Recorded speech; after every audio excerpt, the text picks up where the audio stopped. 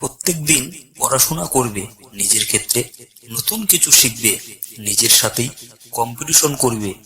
বিনয়ী মানুষকে বড় করে, অহংকার ছোট করে, আর সব সময় মাটির দিকে তাকিয়ে হাঁটবে।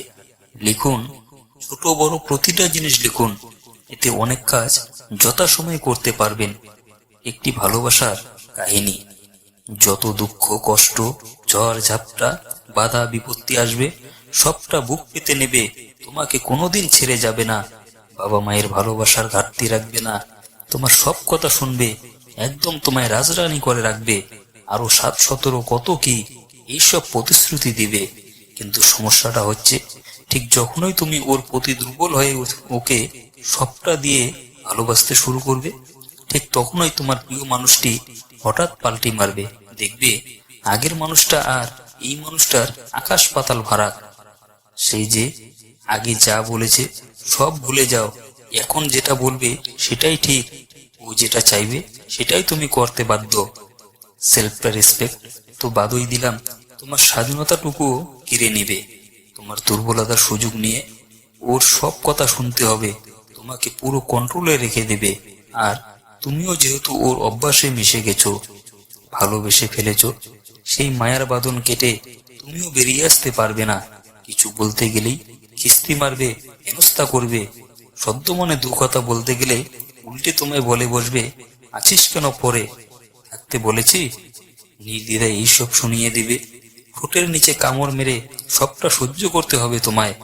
মায়ের কারণে মাছের কাঁটার মতো গলায় আটকে থেকে যাবে।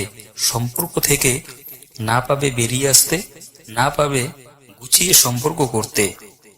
তাই খেয়াল রেখো, ভালোবাসায় যেন ভালোবাসাটাই থাকে। তার কন্ট্রোলে গিয়ে নিজের আত্মসম্মান, স্বাধীনতা হারিয়ে ফেলো না। তাই সব থেকে আগে নিজেকে ভালোবাসতে শেখো। নিজের আত্মসম্মানে কখনো আঁচ আসতে দিও না। পৃথিবী থেকে আকাশ পর্যন্ত নিয়ম একটাই, যদি দুজনের মাঝখানে তৃতীয় কেউ চলে আসে তখনই গ্রহণ লাগে। সম্পর্ক মোমের মতো হওয়া উচিত নয় যে অন্য কেউ আগুন লাগালে সেটা ক্ষয়ে যাবে। অর্থের জন্য যে মানুষ তার আপন ভাই বোনদেরকে পর করে দেয়, তাদের মতো অমানুষ পৃথিবীতে আর কেউ নেই। যদি সুখী হতে চান তবে প্রত্যাশা কমান। আপনি কারো জন্য কিছু করে থাকলে সেটা ভুলে যান, কারণ সেটা যতদিন আপনি মনে রাখবেন ততদিন সেটা আপনাকে অহংকারী করে তুলবে। প্রত্যেকটা সম্পর্ক ইলেকট্রিক কারেন্টের মতো, কানেকশন যদি ভুল হয় তাহলে সেটা তোমাকে তোমার জীবনে অনেক শক দেবে। আর কানেকশন যদি ঠিক হয় তাহলে সেটা তোমার জীবনকে আলোয় ভরিয়ে দেবে। কখনো কখনো সত্যিটা জানার পরেও চুপচাপ মিথ্যেটাও শোনা দরকার। কিছু মানুষ কতটা নাটক করতে পারে সেটা দেখার জন্য। ভালোবাসা রোজ হয় না, ভালোবাসা ইচ্ছে করেও হয় না। এটা এমন একটা ফিলিংস যা অজান্তেই হয়ে যায়।